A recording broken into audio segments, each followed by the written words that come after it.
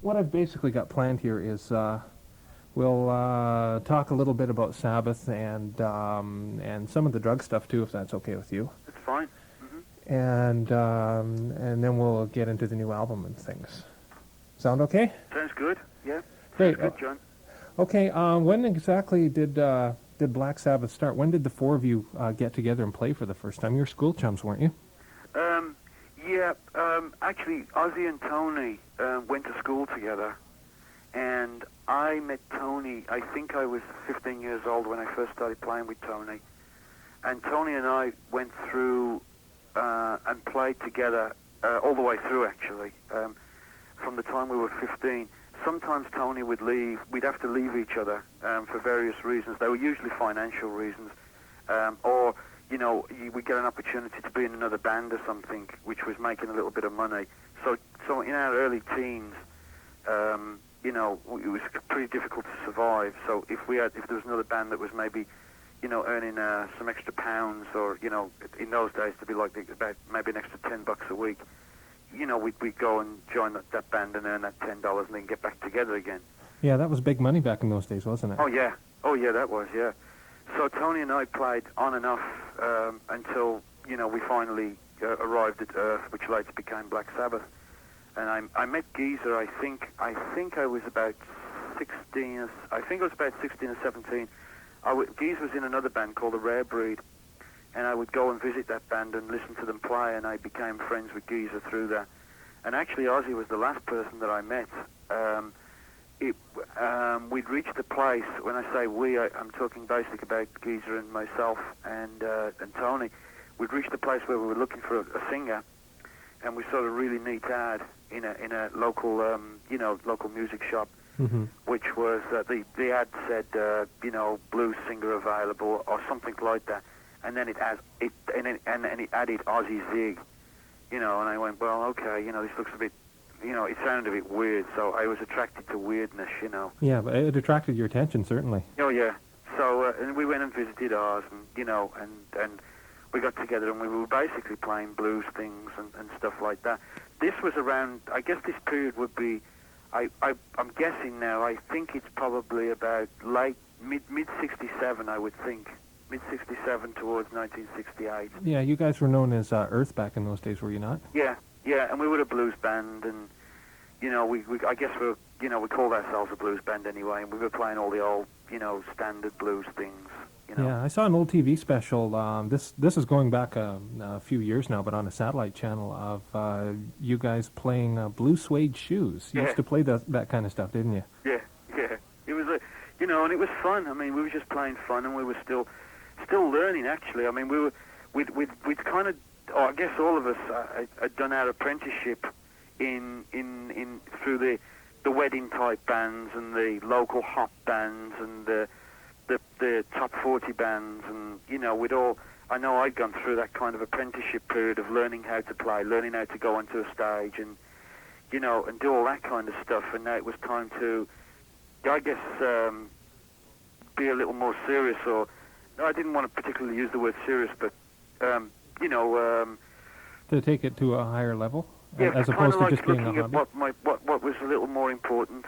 I know that about that point I was getting a little bit more serious about my playing and the kind of things that I liked and enjoyed, and as far as music was concerned, I was getting to, I was nearly 18 years old at that point, so, I was terribly influenced by a lot of the music that was around at that time.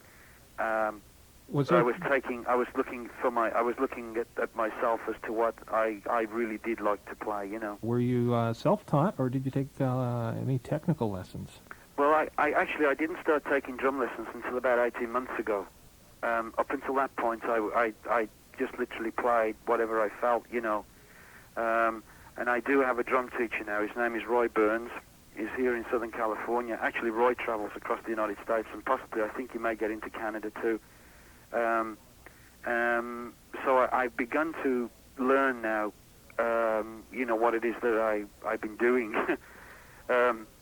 But no, I started as a kid.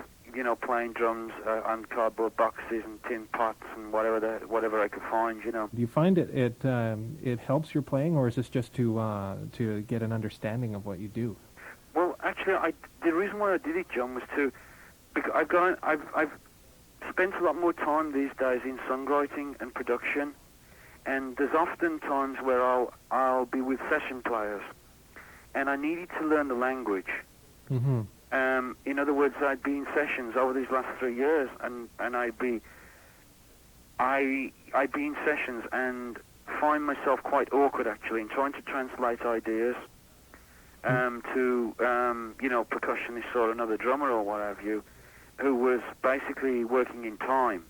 Yeah, so you had your idea, but you didn't know how to put it across to the other musicians. I didn't know how to translate it, and so I'm learning basically not only for myself, but as a courtesy to help me as a courtesy to my fellow musicians, and as a better communication form. Yeah, I think that's a good idea.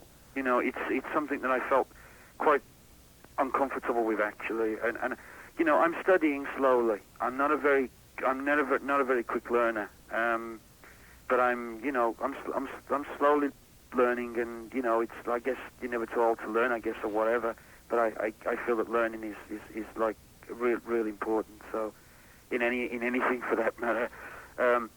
So I'm starting at scratch one where most 9-year-old kids would be learning, and I'm nearly 42 years old now, so I'm back where a 9-year-old would in fact be learning. Yeah, a real basic rudiment. So, and that's okay. I feel good about that. This is probably a good time as any to mention, as we record this interview, it's May 2nd, and Ashley at the record office in Toronto tells me it's your birthday this Saturday. Yeah, it is actually, yeah. Yeah, I'm going to be 42 years old on the 5th. So on behalf of Sabbath fans everywhere that might hear this interview and the special I'm going to be putting together later, happy birthday. And thank you, John. Thank you. I appreciate it. Speaking of Black Sabbath, just a couple more questions, really. First off, maybe some fast impressions of some of the albums. You mean my impressions of our old music? Yeah, of your old music. Maybe anything about the sessions that may have stood out in your mind. Like I understand, Black Sabbath was recorded in what a matter of a couple of weeks, or about 3 or 4 days, was it? Yeah, the first album. We were given an opportunity to record, and we did the first album. I think it was in 2 days.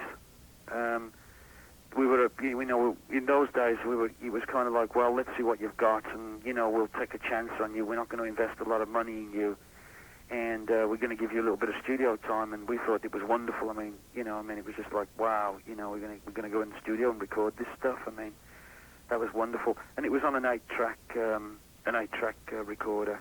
And yeah. We did the first album that way. We just went in and just did it. Paranoid was more or less the same as well. There was very little double tracking. A lot of it was just straight. We went in and just did it, When Sabbath kind of started falling apart in the late 70s, what exactly was going on? Getting up to, say, Technical Ecstasy, Never Say Die, Sabotage, somewhere in that period. Mm-hmm. Was it the management problems and the drug problems? Not just you, but Ozzy and all the things that we read about in the press over the years, such as Circus Magazine and stuff. What was going on in the band at that time? Well, there were, I guess a lot of the end results of what was happening in the late 70s was basically some of the stuff we got into in the late 60s. When we got, from the business point of view, I felt that I know now that we got into some real bad business deals. Which take us a long time to get out of. We were basically kids, 18, 19-year-old kids that, were clamoring to get our music out there, and all of us were basically ready to sign on the dotted line, Yeah, that was a basic thing, wasn't it, to get the music out? Mm-hmm. And so, I felt that we were taken advantage of by some rather unscrupulous people, and we paid the price later on. There's a lot of people that made tremendous amounts of money from Black Sabbath. I'm talking in the millions, Yeah. The album Sabotage itself, I understand, was recorded with lawyers actually in the studio, and the song The Writ is about your legal problems at the time? The Writ was one of the was a resentment song towards our former manager, who we had at the time, which was Patrick Meehan. But no, we didn't have any lawyers in the studio. I mean, not that I can recall. Yeah, I just remember reading that somewhere. Yeah, I don't think it ever got to that point. There was a lot of lawyers and barristers, and there was all kinds of legal complications. We were trying to get on our feet and break loose of these pretty heavy contractual agreements we got ourselves involved in. So it was a real mess. It really was, and there'd been some direct rip-offs, and it was not a particularly nice thing that was going on from a business point of view. Also, in the late 70s, I felt that it was like a natural growth now. When I look back, that all of us, if I had to form an opinion of our way of life at that time, we'd been together for a long, long time. We'd been together playing since, like I said, either 67 or mid-67, 68, and we've done a lot of touring. Been on the road for a long, long time, been making a lot of records, been around the world. And, I felt that I was starting to settle down to more of a home life, and I guess, the other guys were too. I feel, I can't really speak for them, but it was like that. We were naturally wanting to settle down a little bit. It gets tiring after 5 or 6 years on the road of non-stop, Yeah, it's such a grind, isn't it? Well, yeah, I mean, being out there all the time is a lot of work. And so, and also, musical, I know that we were all searching for our own musical identities as well. For instance, for myself, I love to play drums in Black Sabbath, but, when I wasn't with Black Sabbath, in other words, when I closed the door and come home at night, I'd sit down and tinkle on the piano, and I'd find things that were, songs that I really enjoyed that weren't necessarily quote-unquote Black Sabbath material or what have you, Ozzy has said the same thing about songs like on his first solo LP, Goodbye to Romance. He says that's the kind of song he couldn't necessarily have done with Black Sabbath, and that's one of the reasons there was so much trouble during Never Say Die. He actually quit the band during those sessions in Toronto, didn't he? Yeah, there's a lot of stuff that happened during that period. I did leave at one point, and we tried to fix it by getting in another singer, which I just felt real uncomfortable with. I mean, I didn't like it at all what was going on. And then Oz came back, and we tried to work things out, and put things back together again. Even to this day, I really am not entirely sure what happened at that point, because I'd reached a point where, in my own life, where I was, pretty numb to most stuff that was going on. I was using drugs heavily, and, I was drinking a lot of alcohol per day, and I really wasn't aware of a lot of internal grinds or resentments that the guys might have had towards each other. So you're just basically showing up for work then? Yeah, I was there, and I was, at least I was there in physically. Yeah. And I was, just showing up and seeing, okay, where do we go now? What do we do now? So there was stuff that was going on, which I guess was inevitable that it would come about. I guess it was in 1979, 1980 that the real changes began to happen. When Oz was asked to leave the band and Ronnie Dio was introduced to the band, and Yeah, how was it working with Ronnie? Was Heaven and Hell is another landmark album in Sabbath's career, and just wondering, was he difficult in the studio? How was the rest of the band? Were you still going through these musical and mental changes? Did that make it still difficult for you and Geezer and Tony?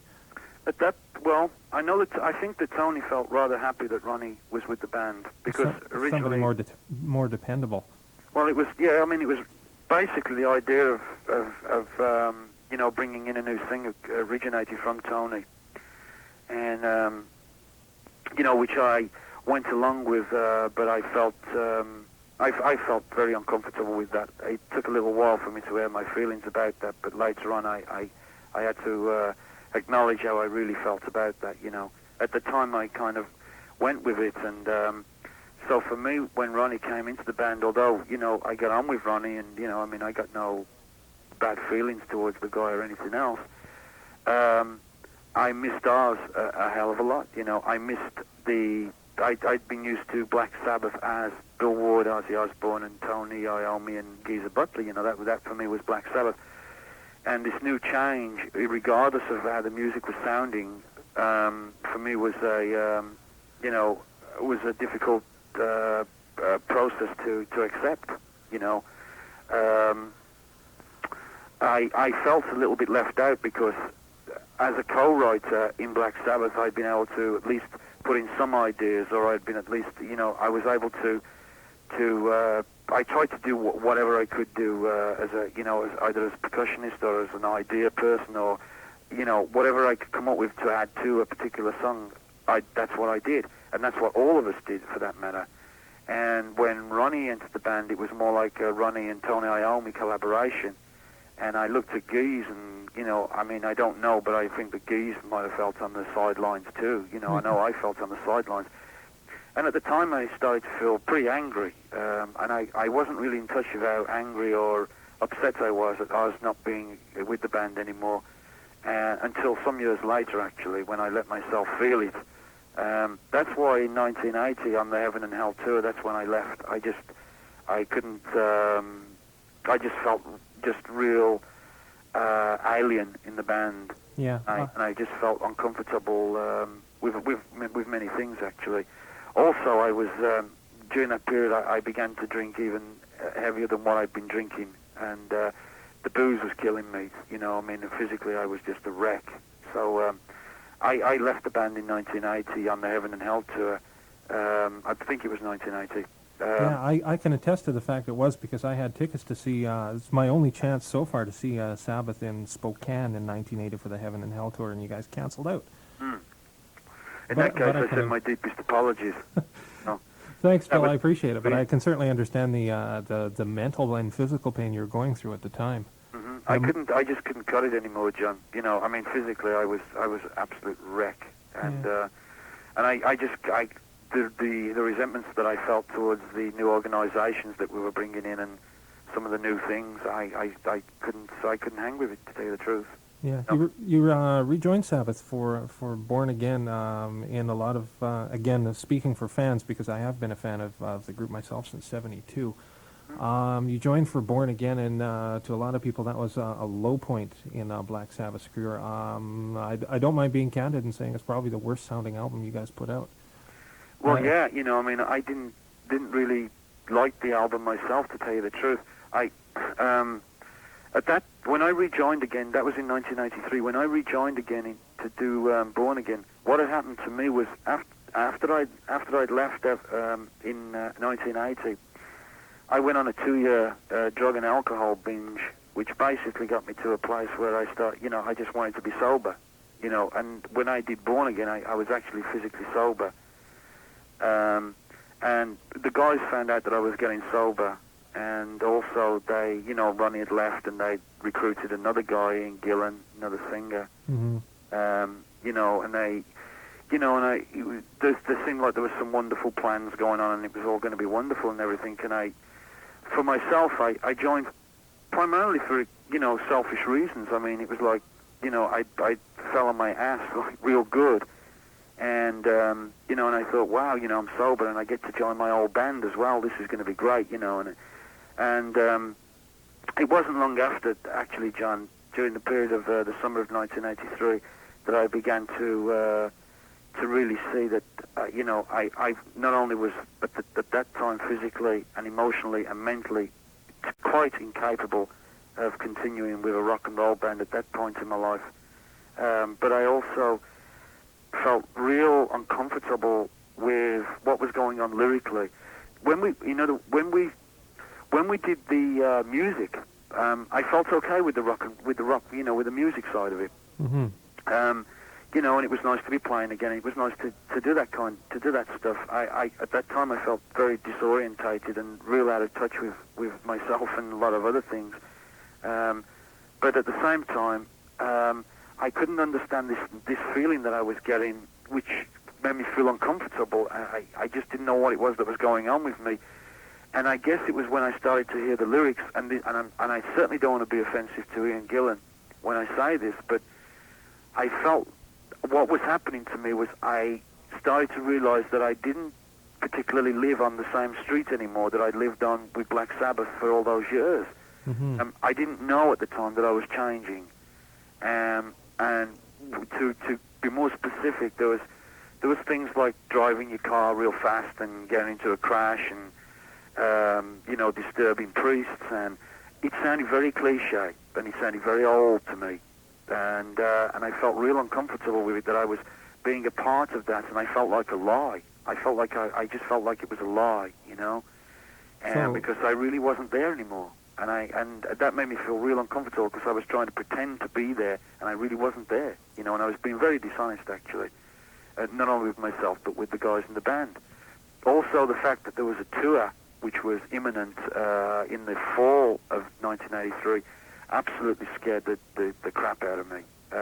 So did you quit the band for good before the tour, or did you actually go out on the road to only to be replaced? I didn't even make it to the road. Just the fear alone of touring without a drink in my hand was absolutely phenomenal. Was absolutely, to me at that point in my life, was absolutely terrifying.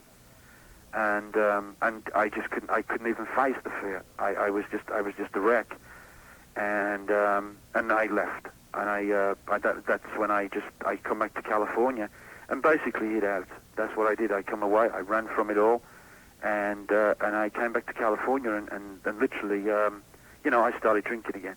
I just couldn't face that, and I felt incredibly guilty that I'd let everybody down one more time again. And I felt real responsible for fucking things up. Excuse my language. Oh, that's okay. And I felt awful, and that's when I went through probably some of the worst stuff that I'd ever been through with drinking. That's when I went through some suicide attempts, and I basically wanted to disappear off the face of the earth. Yeah, when I talked to Mike a couple of days ago to set this up, I'd read some of the press again about you sleeping in alleyways and sleeping on the beach and just being a total and complete bum. And until I heard it from Mike, I didn't actually believe it, but it really did get that bad, didn't it? Yeah. It was actually it was after Born Again. When I came back from recording that album, I just literally ended up in the streets. And I drank out of water faucets on the street, and I was dying. I mean, I was literally dying. And I'd given up. I'd given up on everything, and it was a very sad, very pitiful time in my life. I've really been there. I mean, it's not a, it's not a real nice place to be, and I thank God that it's not like that today. But I guess I had to go through that to get to wherever it is that I am today. Yeah, drummers like say Bonzo and Keith Moon and stuff, they kind of went over the edge and they disappeared. What pulled you back? This it might sound like an indelicate question, Bill, but how come you're not dead? Okay, yeah, I often wonder that myself, actually, John, and I don't feel that it's indelicate at all. I feel really okay with these questions. I often wonder that. I don't know why it is that I'm not dead, because I certainly abuse myself with alcohol and drugs. I mean, without question, I'm an alcoholic and a drug addict. I have no problem, with that at all. I guess part of the road to healing is being able to deal with it, and being able to talk about it, isn't it? Oh yeah, definitely. By me now being okay with being an alcoholic and an addict, I've been able to now begin a healing process and a recovery process. Back then, I came real close to death. My last suicide attempt was just after Christmas in 1983, and that's when I put a loaded 12-gauge shotgun down my throat, and that was it. I just wanted to say, that's the end. I'm away. And but what happened was I didn't pull the trigger. I just didn't pull the trigger. I didn't have the guts to kill myself, basically. and there'd been a couple more suicide attempts earlier that year too. And that was the turning point. I just didn't have the balls to kill myself, and I put the gun down, and I put the bottle down, and since then I've been growing and been moving forward out of all the negativity and the gloom and the doom of everything. So it was Christmas '83 then when everything turned around, when you finally said, "I just can't do this anymore." Yeah. It was. As a matter of fact, I got sober in. I stopped. I put my drink down. I think it was January the 3rd. No, it was my last drop of alcohol was. I believe January the 3rd, 1984. So we're looking at over 6 years of being straight now. Yeah, actually, I'm into 6 years and 3 or 4 months now of not using any alcohol whatsoever or any kind of drug. Yeah, you sniffed literally millions away. You made millions of dollars with Black Sabbath, did you not? Yeah, I made a lot of money.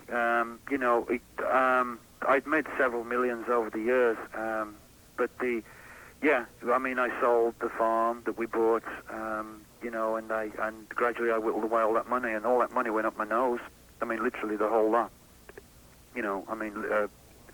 During the 2-year binge that I went on between 80 and 82, I don't even know how much money I went through. But that was all used through drug use, and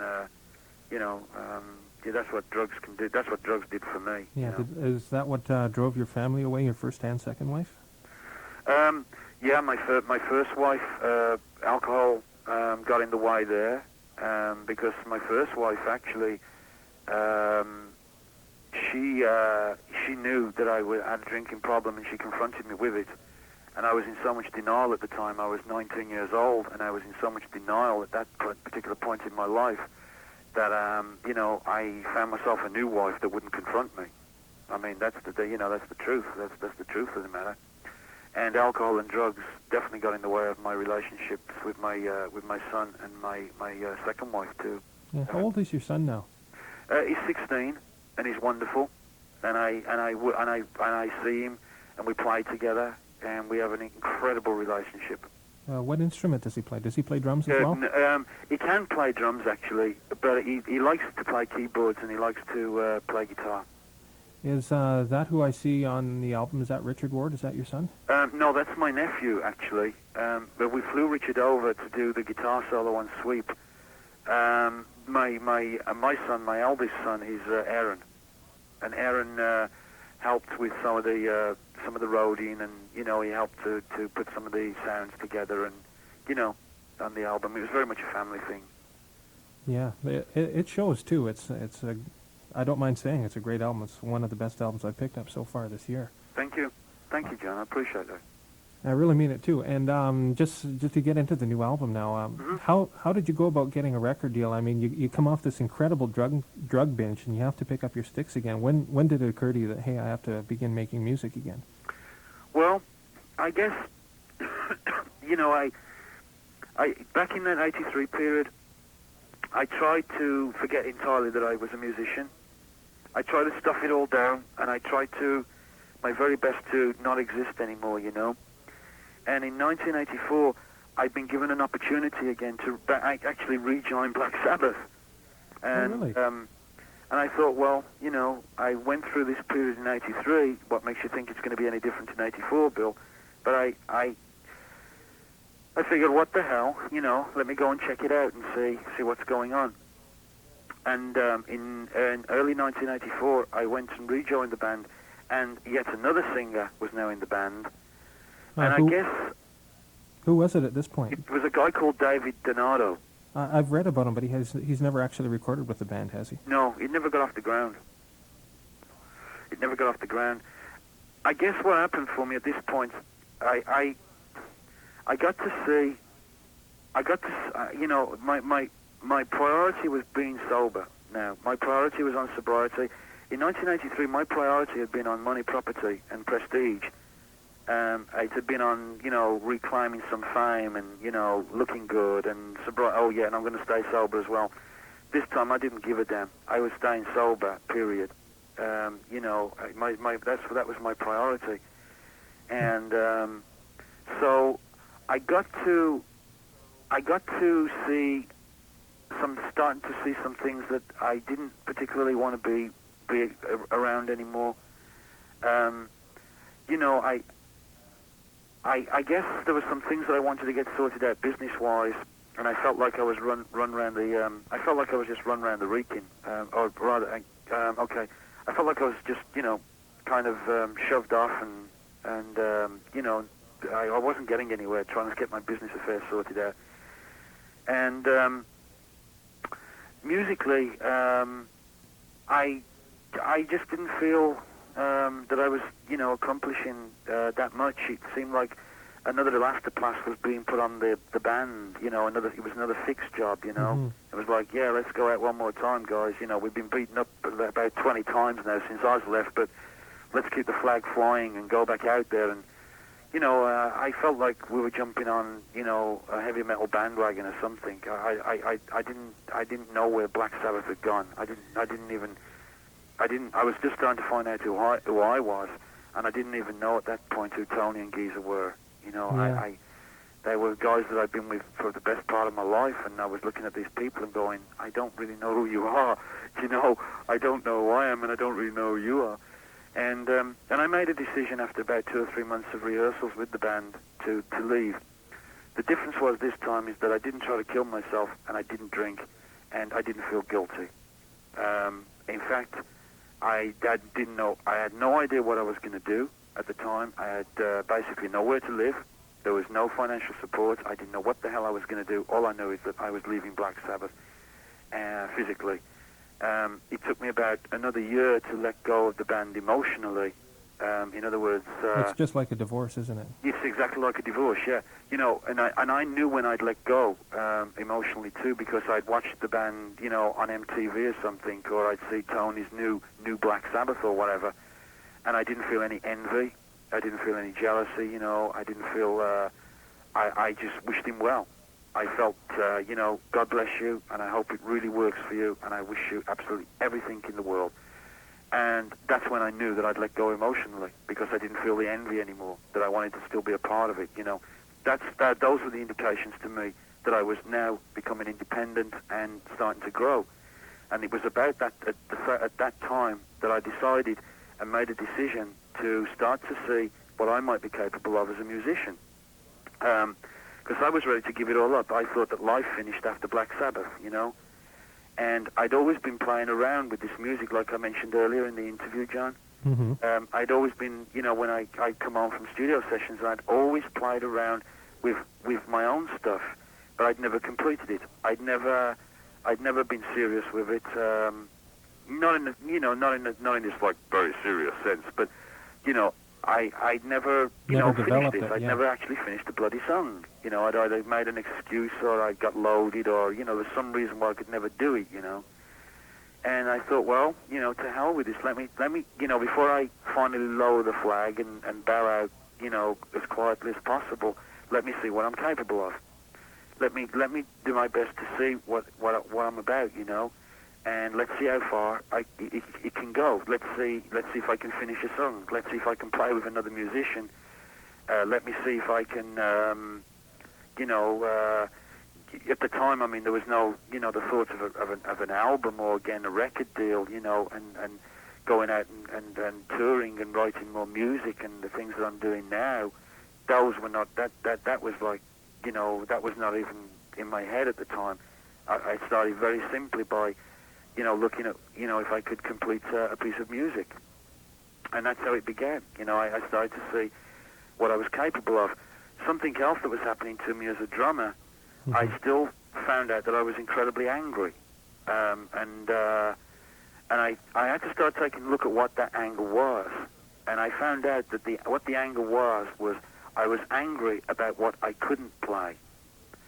And I found myself being incredibly jealous watching other drummers and watching what they could play, and I started to feel, and I was very angry that I couldn't play what they were playing. Yeah, your style with Sabbath certainly, and not so much now, but it's a real basic style such as John Bonham's was. I play very simple, you know, and I would get very frustrated when I couldn't play some things technically. You know, some real nice riffs or what have you. I can hear the things, but I can't play them. Yeah. Now, that kind of problem is not a problem to me anymore today. I found a way through that. But what I did was, during that period, and I'm going back about 3 or 4 years now, I started to take a look at that anger, like I said, John. And what I did was, I stopped looking at what I couldn't play and started to look at what I could play. And the anger just dissolved. It went away. It hasn't come back since. You know, in other words, I started to accept the kind of player that I am, and from that point, then I could really start to build on some structures. I could start to really focus on you know, what I like to do. You know, which is to play very simple, and then I like to interweave melodies and different forms of arrangements and time inside very simple drum patterns. Yeah. Did you? Sorry for interrupting. I was just wondering. Sure. Did you play drums on all the tracks on the album? I noticed Eric Singer is in the credits as well. Eric came in, and that's a good that's an example of me not wanting to play.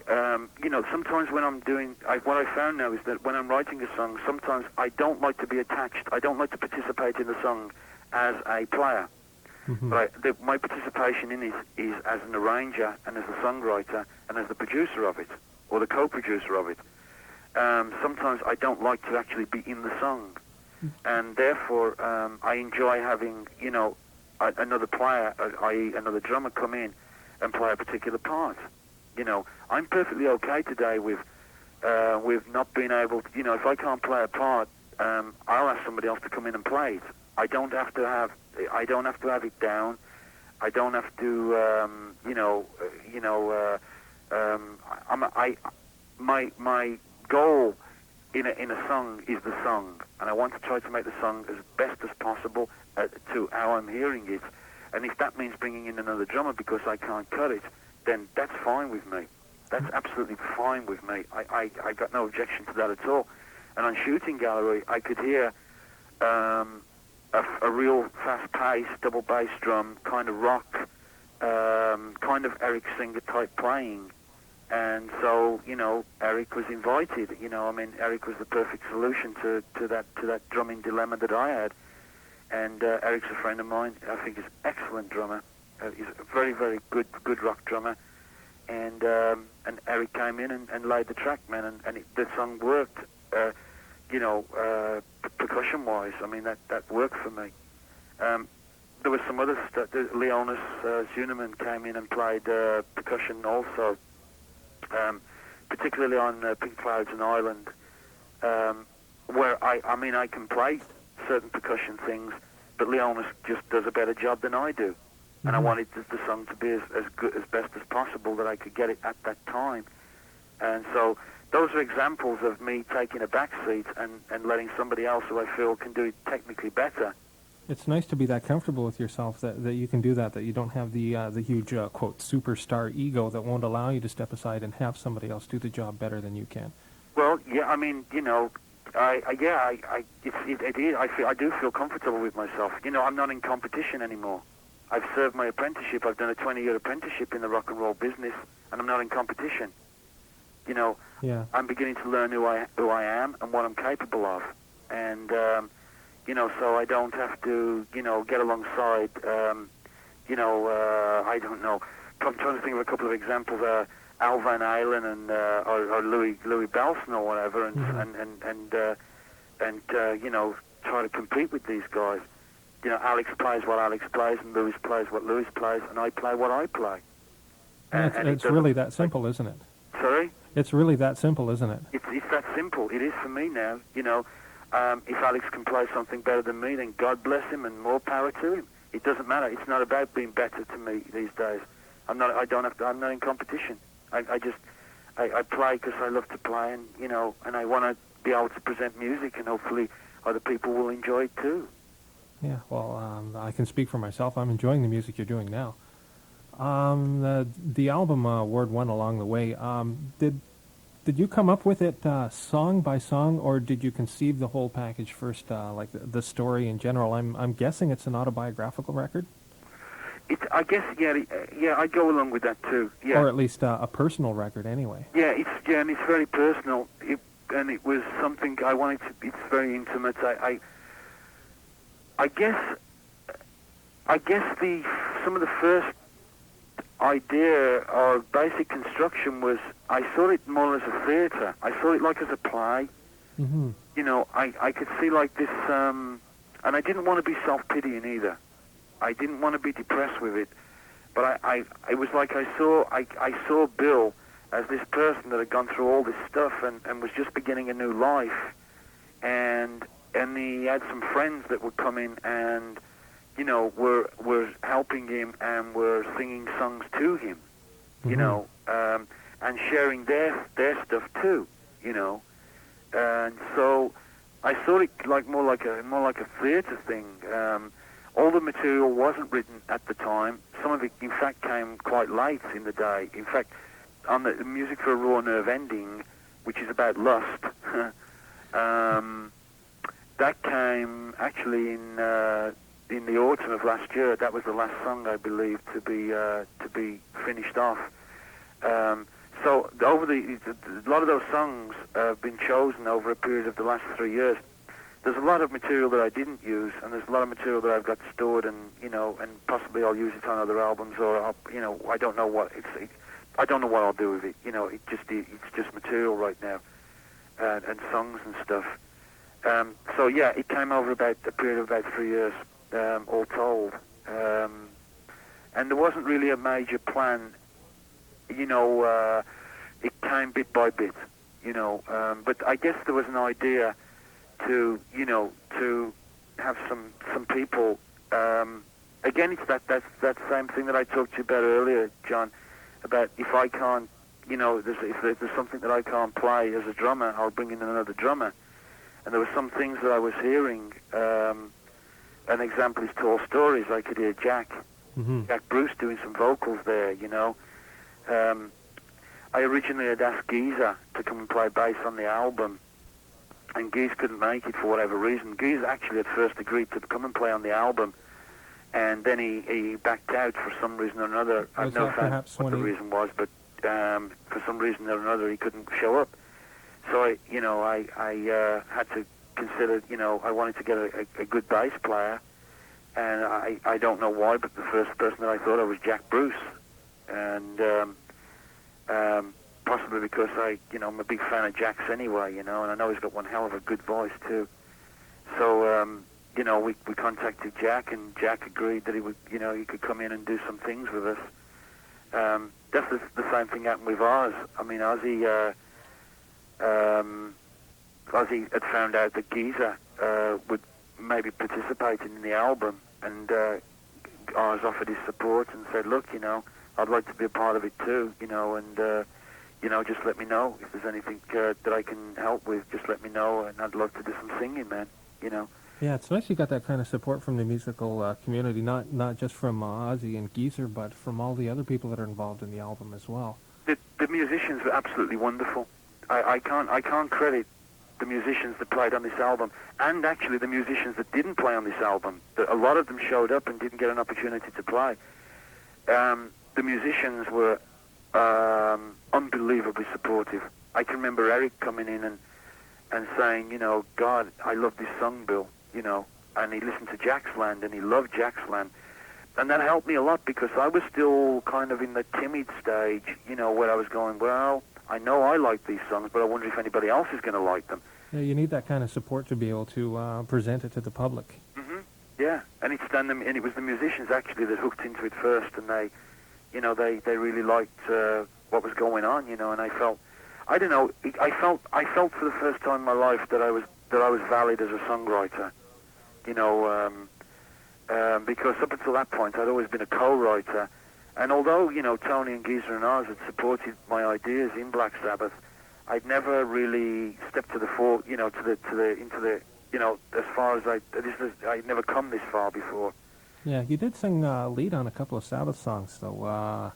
On Technical Ecstasy, It's All Right, I believe, was a song, and you sang Swinging the Chain as well on Never Say Die. Yeah, I did a couple of things there. You know, It's All Right was a song that I played around with.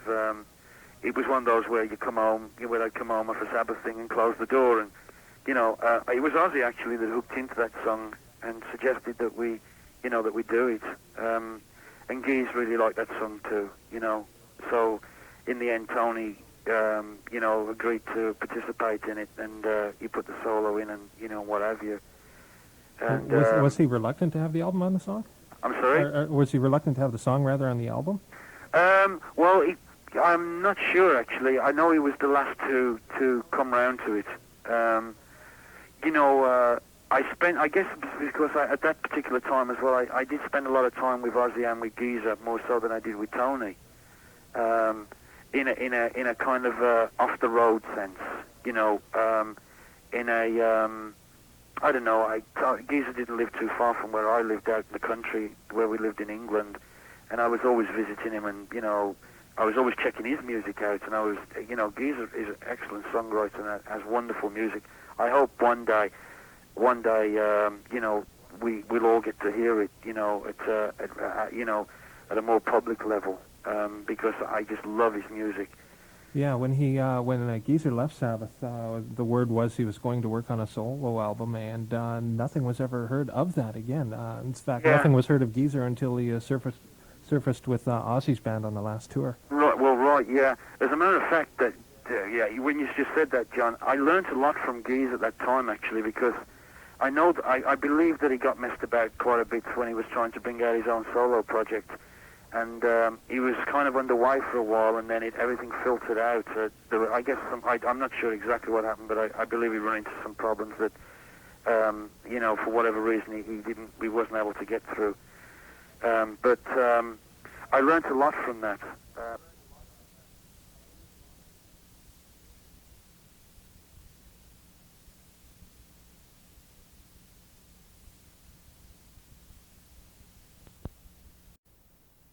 Okay, I was talking about.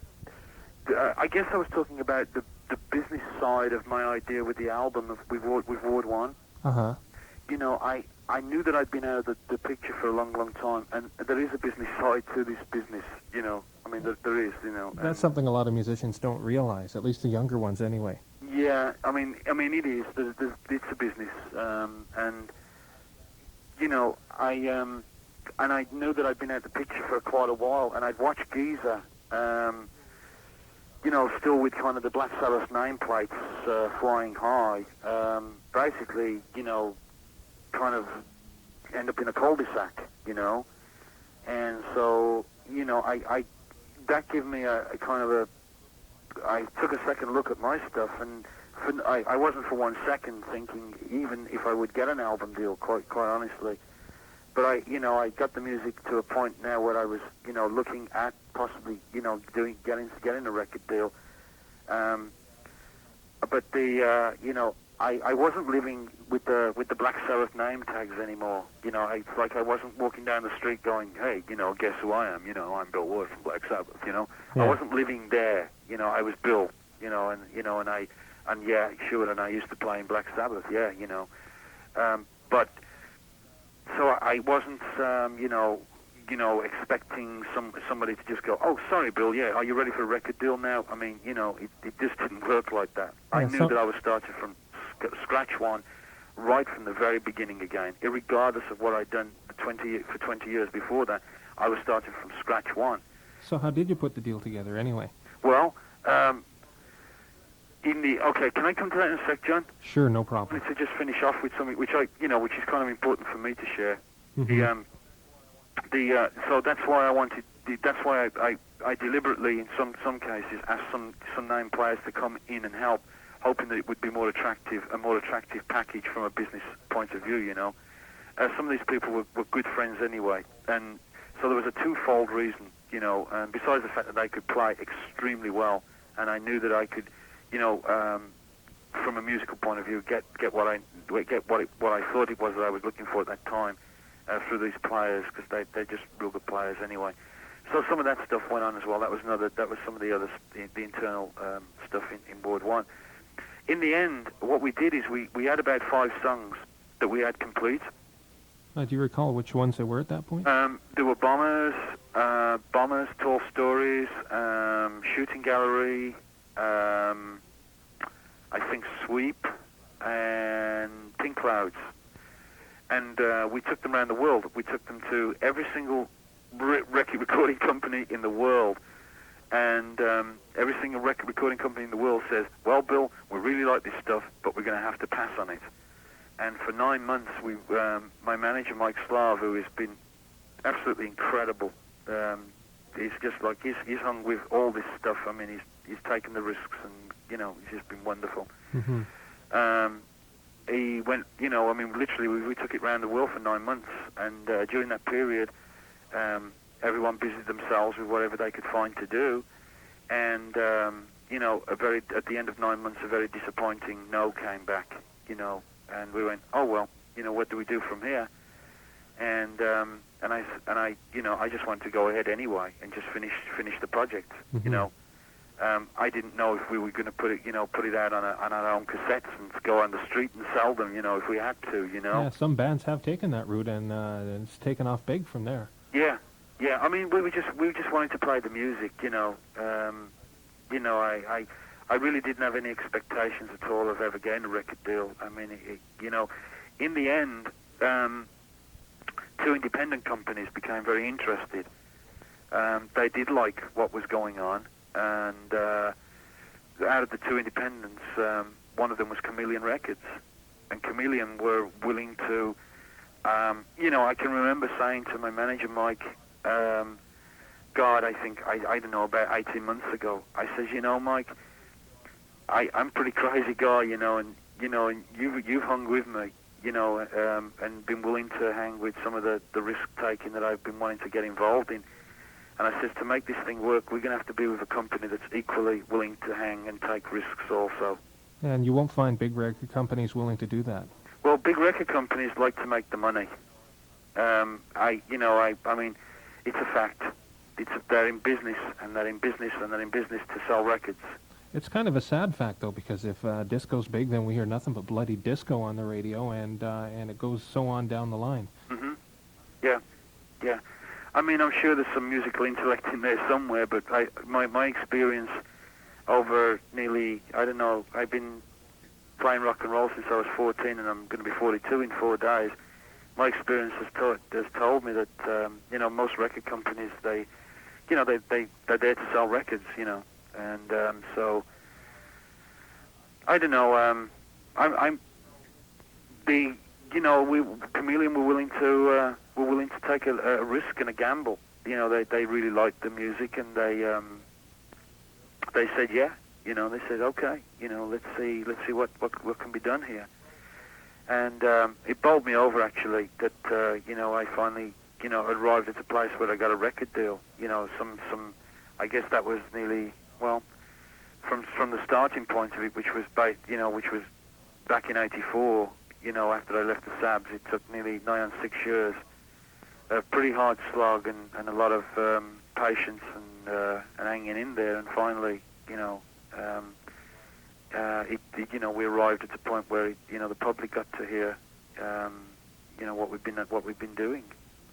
Yeah, I've listened to Ward One probably 2 or 3 dozen times myself now, and it strikes me as being almost kind of Pink Floydish in a way, in the way that it's put together, in the way that it tells a story. Do you think that's a fair comparison? Well, I think it's a wonderful comparison, actually. I'm not going to lie. I mean, I have many influences. Then I love Pink Floyd. I love Black Sabbath. I love Led Zeppelin, the Beatles, AC/DC. The Tchaikovsky. I love music. Period. So I'm influenced. I felt like I've been real honest in this album.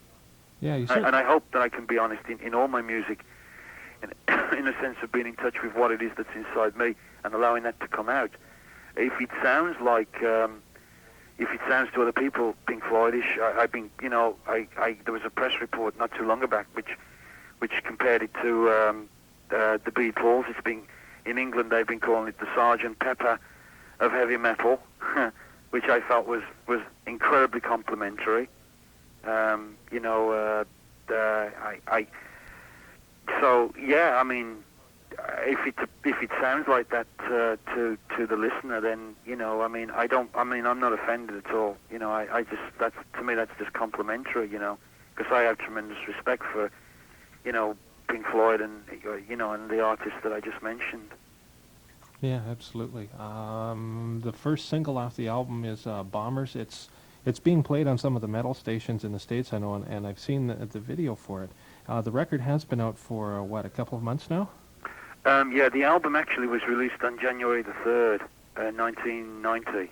Okay, so about 4 months now. Yeah. Yeah, what kind of reaction are you getting? I understand it's doing well in the States, but the critics haven't been too kind to it up here north of the 49th parallel. Well, yeah, I mean, I'm not sure. There was, I believe that, I think that, yeah, the Canadian critics they've kind of done the thumbs down on me, for whatever reason, like probably because they don't like it, and that's okay, I support their opinion, in the sense that, I don't feel offended at all, in any way. I mean, if that's their opinion, then, so be it. I really like the music. I feel like I've made a good beginning. Across the world, the British press have been incredibly supportive of it. 99.9% of the United States press have been incredibly supportive of it. The radio media in the United States has been very, very supportive of the album. Most people that I talk to, John, to tell you the truth, really do like the album, and they sound real sincere when they say that too. They've given it a good listening to, and I don't feel like they're just giving it lip service, Yeah, the first time I listened to the album, it kind of went past me because there's so much going on there and there's so much to listen to. And to get into the story, when I was talking to Mike, your manager, again a couple of days ago, I said it's the kind of album you can't just throw on and then go around cleaning the apartment and vacuuming and doing the dishes and stuff. You really have to sit down and listen to this one. Yeah, I feel like it's a listening album. Yeah, I agree. In fact, I've tried to do the dishes and vac the floor too while I've been listening to it. Yeah, I agree. I agree with you. Yeah, I feel like it's definitely a listening album. Yeah, I think I don't know. Record sale wise in Great Britain, it's done quite well. It isn't even released in England yet. In Great Britain, rather. Oh, really? And it's yeah, I'm hoping it's going to be released soon. But it was number one in the import charts, and so I guess it's getting, there's people over there that are obviously, I mean, I hope they're enjoying it. But I believe that in the United States, the actual sales figures have been a little down. And I've got nothing to compare it to, actually. I guess the only thing I can compare it to is the expectations of the record company. Oh, sure, they always want the album to do very, very well. Because it's getting such incredible support from the media of radio and newspaper, and I guess one would think that this is probably some sort of special album, or it's going to do really well, and I guess the same thing that happened to you, where it kind of you couldn't sit, it flew over you a couple of times. Yeah, it did. I believe that's what's happening out there with the public too. I don't know. I'm just speculating now, and now you're hearing one of my famous opinions also, which could mean absolutely squat. But who knows? Who knows? That could be a possibility that it's not. It might take some time before people can actually hear it. It took me some time before I could hear it. It took me some time to understand what it was that I was doing. And it took me some time to figure out, what was the next indicated move. So it took me time, and it's coming basically from me, and of course from the support of Keith Lynch and Rue Phillips also, who I have to mention because that's their music also. They're just marvelous people. Yeah, is Marco Mendoza a member of the core band as well? Of the four musicians that are the band, aside from all the guests that you had on the album? Marco is kind of like an independent player. He plays with Al Jarreau, and he plays sessions where he can and when he can. And I've got a setup with Marco where I kind of have him on call. So if I've got bass parts and things that we're about to embark on, if we have a project, then Marco will come into that project, Whereas with Keith and Rue, they're with me on a more permanent basis. You know, in fact, Rue's with me more or less 24 hours a day. Is And Ruth a guitar player on the album? yes, he's a guitar player and singer. And what is it Keith does? And Keith Lynch is our official lead guitar player.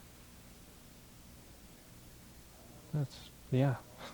I don't know what else to say. All I can say is, like I say, it's a fabulous album, and I think the public is just going to have to sit down and listen to it. Like there's so much disposable pop on the radio nowadays.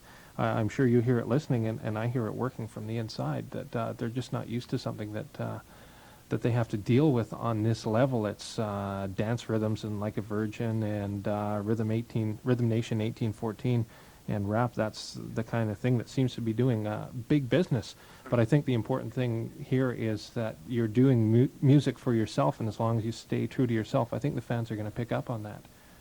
Mm-hmm. Yeah, you know, I mean, I just got to carry on anyway, you know, and I hope that with Black Sabbath, I always felt that we were real true to ourselves. You know, I've always felt, even when we got lost sometimes in the whatever of it all, you know, we've always been, you know, there in our early albums, we just played what we felt we wanted to play, and I've always been like that, and I'm playing what I feel like I need to play, you know, not what, you know, I'm supposed to be, or you know what I should be, or you know,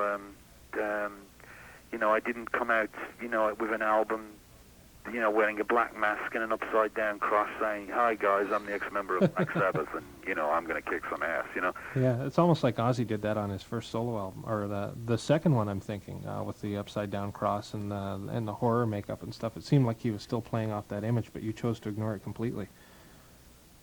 Yeah, you know, because I don't live on that street, you know, and that's been tough, you know, because sometimes it's, you know, it can be, you know, I mean, it can be tempting financially, because I'm certainly not making any money from this, you know.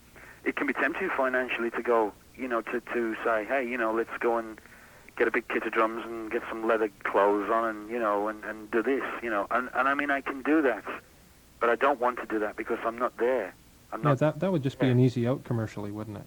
I beg your pardon, John? That would be an easy out commercially. I'm sure maybe the record company might like it if you did that, but... Yeah, you know, I mean, there's a few people around that would probably, you know, be to make their life a little easier, except for one thing. Emotionally, I can't, you know, I couldn't do it. Number one, I wouldn't be being honest with myself, and I'm not being honest with the people that are listening to it, you know, and that ain't what, you know, I want to be, you know, I've got to live with it, and I can't do pretend. I can't play pretend, you know.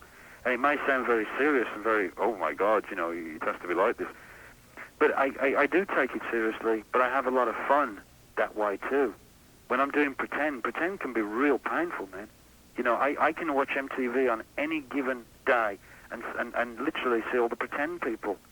And I'm not putting them down, but I know that they've got to live with that. When, you know, when I found out a long time ago, man, you know, when you're on tour and it's late at night and, you know, you're stuck in somewhere like, I don't know, the middle of Idaho and the truck just broke down. It's 2 o'clock in the morning and you haven't seen your wife or your family for 7 weeks and, you know, you're real tired and you're real hungry and you just want to go home.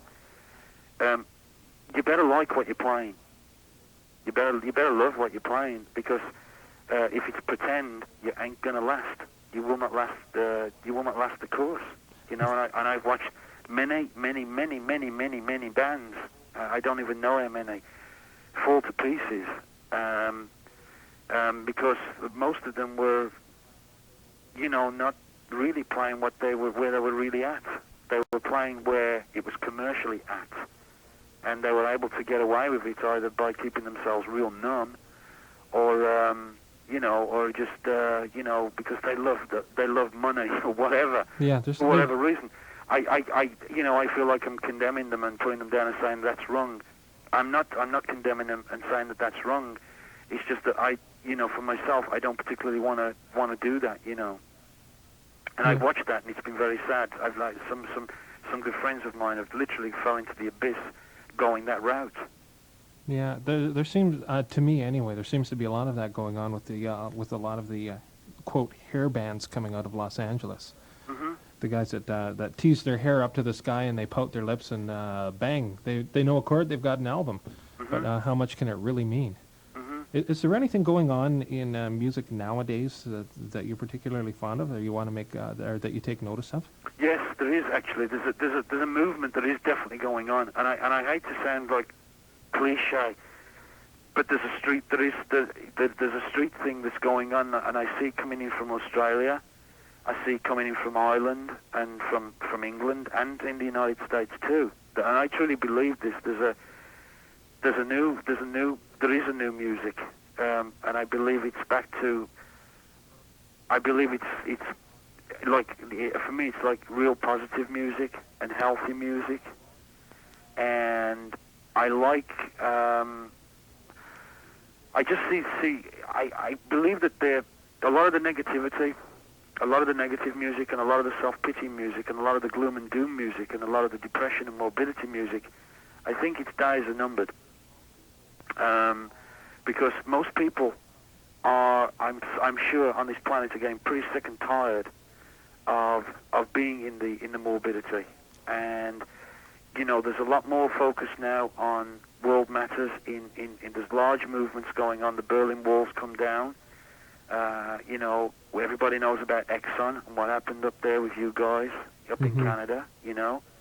Earth. We just passed Earth Day, and hopefully we'll continue with a lot more Earth Days. There's a lot of new things, that are not in the problem anymore, but there's a lot more solutions being offered. From the periods that we've had to travel through from the say in our short rock and roll history from early 1950, where the real rebellious rockers came about, like Jerry Lee and Little Richard and Fats and those guys, and then when it had to be cleaned up, we had to listen to Brian Hyland or whatever, and I loved Brian Hyland or Bobby V, when all that stuff, passing through the drug eras and the hippie eras, I believe that there's some things that are going on now which is an accumulation of all those good energies being done without the problem. I think there's always going to be a rebel without a cause. Oh, sure. I love Marlon Brando. What are you rebelling against? What you got, right? What a great quote. Quote unquote. I just love it, and I don't know. I think that I can listen to bands. I can hear the bands that are out of the problem and getting into the solution, and offering some real solutions too, some permanent solutions, not just some. I felt like some of the hippie solutions possibly were misguided. I love the Beatles solutions. All you need is love, but how do we get that? They point the direction, but they don't tell you how to get there. Yeah, okay, exactly. It's all very well and nice and everything, but, how do we do it? Now in the 1990s, already in the short time that we've even been in this year, I can see some definite solutions, in other words, how do we save the trees? Well, let it begin with me. How does it begin with me? Start recycling. Yeah. Simple things that can be done by every single person who wants to be involved in that. I love Michael Jackson's record, The Man in the Mirror. Yeah, it's a beautiful because song. The interpretation that I get from that song is, what Michael's saying is, let it begin with me. And that is the solution right there. It has to begin with each individual. And of course, each individual, or somebody that may be listening to this right now and might whatever I'm saying right now, might say, to hell with this bullshit, what the hell is this? And it's getting through to hell with this bullshit, and it's getting through the resentments and the self-pity and the poor me's and, what's anybody else ever done for me? And working through that crap, and getting into some solutions like, putting your hand out or saying good morning, how are you today? Good morning, how are you really doing? I can hear that. I love some of the new bands coming out of Australia, and of course you too. I believe is saying some very nice things. I can hear some definite new It starts with the streets, man. It starts with the people every time. Yeah, it has to. You know, and I can hear it. There's some really neat, some real neat things. I believe that are coming about. Some of them are politically motivated, but even the ones that are I listen to some of the metal stuff, and a lot of the metal that I've been listening to, or actually that I won't listen to, is a lot of it to me is very self-pitying, and it's telling me that I'm wrong, and it's telling me to come up with the solution to their problem, you know, and it's knocking all the political societies and what have you, just like Sabbath was very self-opinionated in the early 70s, and a lot of its stuff, although was trying to carry a positive message, when I analyze that and when I recall that and look at that, I can see that we were, you know, those angry young men saying, guys, we're okay, you guys have got to get it right, though, you know? Yeah. And there was some of that. There was that stuff there, and I'm not going to deny that there wasn't. You know, and I can hear that in the metal sense, in some of the metal music too. But in some of the music that I've been hearing, rather than the political attacks that come in metal music, which can be sometimes real negative, so possibly some of the political attacks in the I don't even know what it's called. I guess it's called new wave music or whatever. Some of those political, they're not particularly political attacks. They're more of a action attack. You know, there's a suggestion of solution being offered, and there's an alternative being offered. It just doesn't stop with you're wrong. So what are we? So you're wrong. You're wrong. You're wrong. Yeah, in that respect, Midnight Oil comes to mind. Well, actually, thank you. It was Midnight Oil that I was actually trying to think of.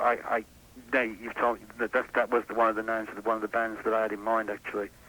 And Midnight Oil seemed to show some action in their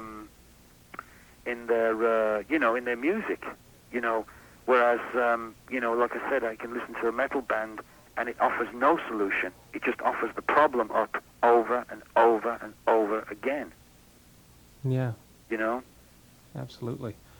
Just a quick final word on the music you're making now, getting quickly back to that. Now that the album is out, are you looking at playing some live shows? Yeah, as a matter of fact, I'm working on that this very day, actually, John, and the days to come too, and the days before this day. I think it'll take a little while because I'm trying to get myself in a place where I'm, pretty much organized. And like I said, I'm starting from scratch with most things, and that includes financially too. So, little by little, I do plan to do some dates. I'm not sure when. One of the neat things is that you just asked me a question which 5 years ago I couldn't have even answered. 5 years ago, if you'd have asked me that question, I'd have probably rolled up in a ball of fear and disappeared off the face of the earth again, you know. And now my answer is yes, and I feel like I've grown that much now, and kind of come away from some of the horrible things, the depressions that were killing me, to turn around and say yeah. And although I'm a little scared, I'm real excited too. I want to take up the challenge and get myself out there a little more, and hopefully have a lot of fun doing it. Yeah, it's great that you're excited about the music again. I beg your pardon? It's great that you're excited about the music again. Yeah, I feel I'm alive. I feel like I'm alive. I feel like I've come back from the dead, you know. Yeah, well, you literally have, really. Yeah, I've been to hell. I know what it's like, and I care not for it, thank you very much. So, and I feel like I definitely do. On most days, I just feel like I'm alive, and I love writing. I love it, and even if it never gets heard, it's something that I hope to God I never try to shove down again and deny that, my head, and my heart wants to play music, because I did try to shut it off, and it didn't work, Yeah. Musically speaking, what do you think is next for you? Are you going to try and get the live thing together, or are you going to put another album out, say, in another year or two? Please don't make us wait for another 6 years. I hope not. I hope not as well. I've got 6 songs, actually, that are near completion. that I want to. I'd like to try to put the idea forward, actually, of possibly a live EP. I've got a combined thing going right now. I'm slowly doing the collecting the materials that I need to put the rehearsals and the tour things together, which is like, that's the slow moving train. The faster moving train right now is the completion of the arrangements of. I've just taken a batch of 6 songs. There are more, but I just want to focus on the 6, which I feel I'm kind of close to and rather enjoying right now. And I'm sort of looking at that, synthesizing the arrangements, and and cleaning those things up. Those are my 2 kind of musical projects right now. That's what I'm doing right now. This very day, I'm swapping over some tapes this evening and cleaning up some things. So those are the 2 things that are going on. Yeah. Any idea when we can? Sometime this year, are you hoping to get some of this together? I'd like to. Yeah. This end. I'm trying to complete this end of it within a reasonable amount of time. I'm talking next couple of months. To have my end completed, all my arrangements, and to see how far ahead I am now, to see how far in after a couple of months more I am as far as getting closer to doing some touring. So yeah, hopefully I can have, I'd like to have something else out on vinyl or rather compact disc. The age does show sometimes. I know exactly what you mean. But yeah, no, I'm hoping to. I'd like something else. I'd like to continue to make records. And I'd like to get these songs out. It would be nice to have them out this year. I'd like to. Yeah, I hope it comes to fruition, so to speak.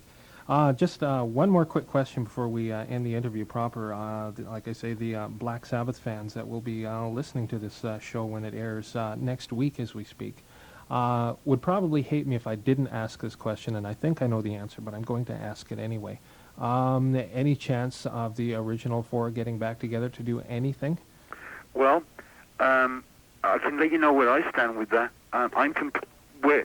Again, how I felt in 1983 when I left, and how I felt in 1984 when I left, I would certainly not say no. In other words, my end of it, I feel like I'm in a place now emotionally and physically where I could,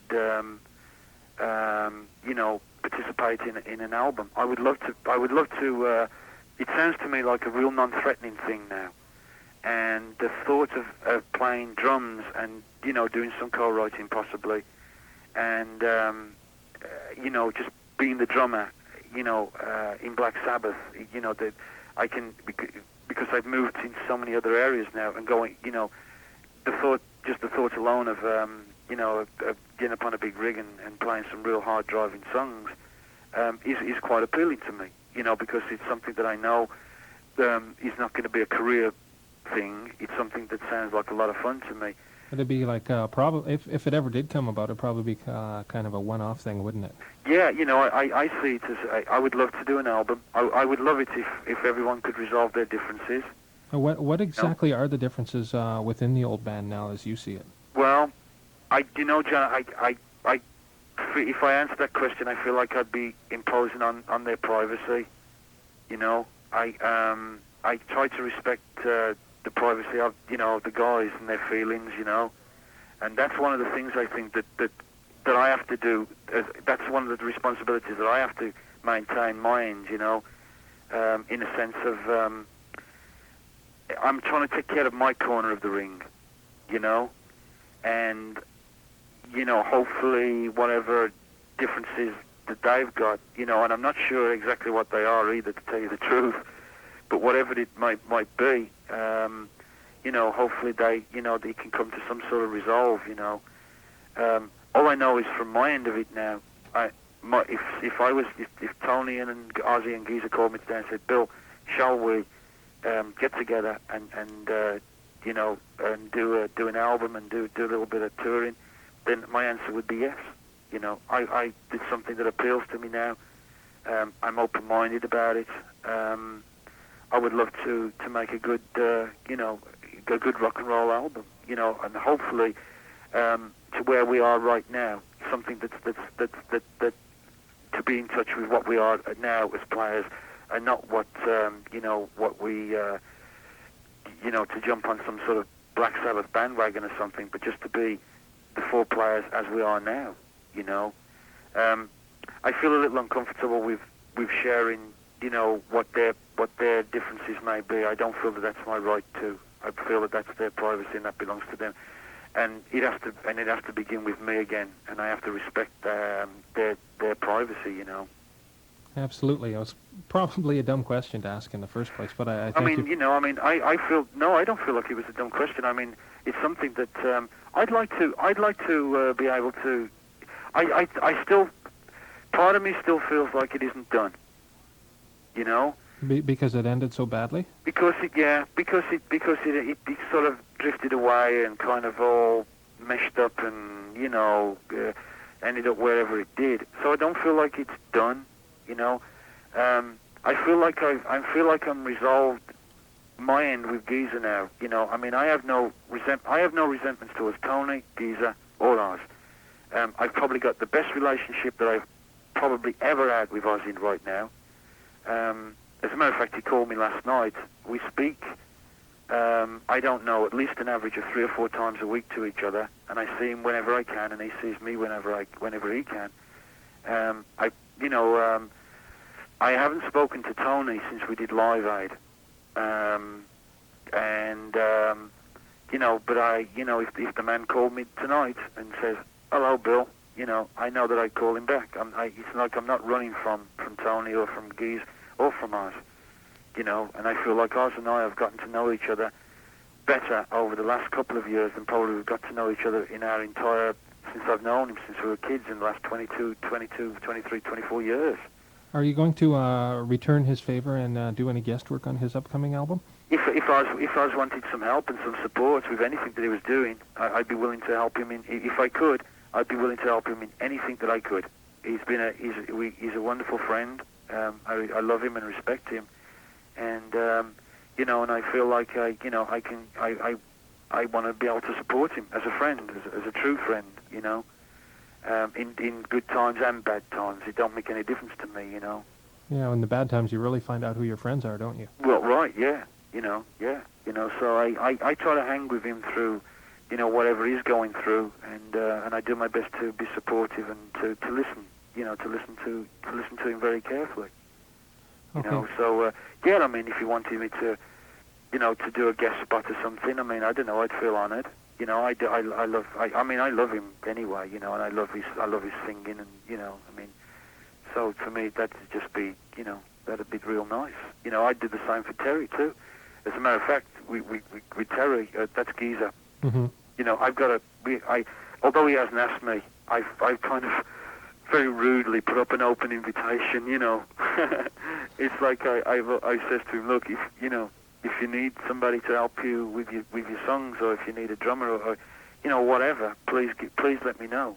Feel free to call me, because I'm a big fan. I'm a fan of his bass playing. I'm a fan of his music. I love his music, and I would love to participate in his somewhere, just even if it's just one track, banging a tambourine or something. Yeah. Is Terry working on any solo stuff right now, or is he busy with Ozzy on the new album? I'm not quite sure. I think he's staying pretty tight with Oz right now. Oz and they're working on some new things right now. So I'm really not sure what he's up to. Yeah. Ronnie James Dio himself did say, and I don't know of anybody that would disagree with him, that Geezer is one of the best, if not the best, bass players in rock. He's got such a melodic style. Oh yeah, He's both Terry and I. It's like when I play drums, especially with the Sabs, I played orchestrationally. In other words, I didn't keep a backbeat, John. I don't play time as time. I would feel the players. Geezer is the only bass player that I've worked with the possible exception of Marco, that I trust implicitly in the sense that I've never listened to him. In other words, I never have to wonder where he is. I just play and he plays, and I know that he's there, and it's a total trust that I have. I never, I don't listen out for the bass notes, in other words, and wonder, what's going on. I just know that he's there, and I don't have to even think about it. I don't have to, have any fears or any doubts at all that, that there isn't, that my partner, with, drums and bass go together. That my partner is not there. He's just right there. And all the years that I've played with him, this may sound strange, but I've never listened to him because there wasn't any reason to listen to him. He was always there. He was there doing his own thing. And I've listened to him in the sense that after we've played something and listened to an album or something, I can hear him, but I'm not conscious of him, and that tells me that I'm very relaxed and trusting when I'm not conscious. And the same applies with Marco. When Marco's playing, I can lose myself in my drums, knowing that, or in whatever else I'm doing, knowing that I've got some real good bass support going on. Whereas with other bass players that I played with, some of them I've had to unfocus from my drumming and listen to what's going on bass-wise so that I can stay reasonably tight with the bass, and that makes me uncomfortable. I like to be able to just get on with my playing and focus on that, knowing that my next-door neighbour has got his ass together. And Yeah, if you have to worry if someone else is doing the job properly, then that takes away from what you're doing. yeah, exactly, yeah. And I've never had that with Geezer. I mean, Geezer, I've never, ever had to even think about what Geezer's doing. I just know that he does it. And he's just, he's without question the best person bass-wise that I've ever played with. And I played with, over the years now, I've played with, quite a few really well-known bass players or good bass players, period. They don't necessarily have to be rock and roll stars. But Geezer is by far the best bass player. He's just remarkable. And he plays orchestrationally. I mean, it's just like listening to a band. It's like he doesn't play bass. I don't think he's ever learned to play bass. I mean, he didn't even have a bass guitar when we first had Black Sabbath. He was still playing rhythm. Mm-hmm. And he just happened to change over to bass. Because we didn't have a bass player. And when I listen to him, all I hear is this not necessarily a bass player, but it's like listening to an orchestra unto himself. He's just the guy's phenomenal. He's wonderful. Absolutely. Let's just say our goodbyes for the sake of the interview.